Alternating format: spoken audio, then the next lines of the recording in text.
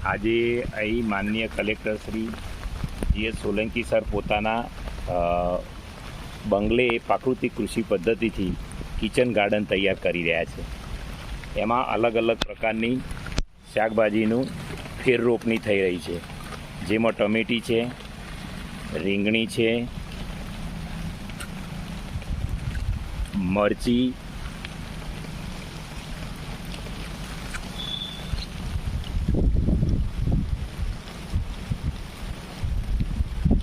ફુલાવર, કોબી, આમ અલગ વિવિધ શાકભાજીનું આ ઝરમર વરસાદ આવી રહ્યો છે અને ફેર રોપણી માટે ખૂબ ઉત્તમ સમય છે।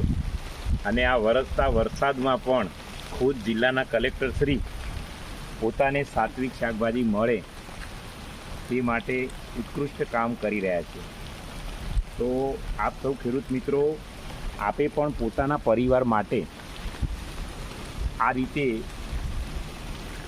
અલગ પ્રકારની શાકભાજી ઘરે વાવવી જોઈએ અને નેચરલ પદ્ધતિથી વાવવી જોઈએ, જેથી કોઈ અન્ય પ્રકારના ઝેરી તત્વો આવે નહીં।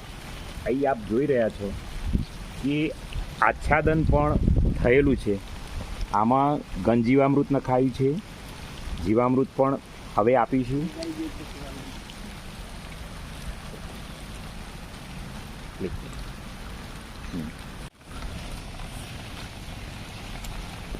ओके सर,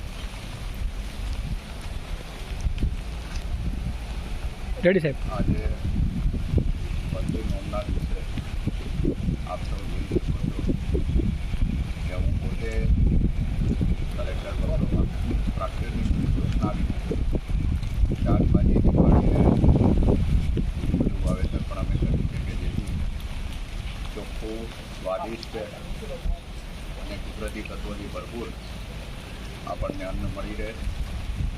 તમામ ખેડૂત મિત્રોને હું વિનંતી કરું છું કે માનનીય આદરણીય આપણા મહામહિમ રાજ્યપાલ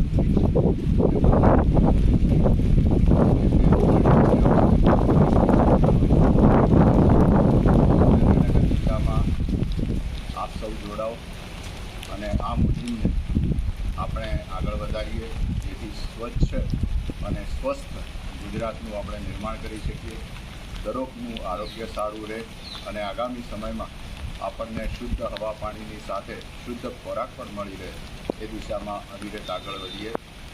આપ સૌ જોઈ શકો છો કે જીવામૃત, બીજામૃત, આચ્છાદન પદ્ધતિ, અમે તમામ પદ્ધતિઓ જે પ્રાકૃતિક કૃષિ માટે જરૂરી છે એ અપનાવી છે અને આપ સૌને પણ હું અપનાવવા માટે આગ્રહ કરું છું।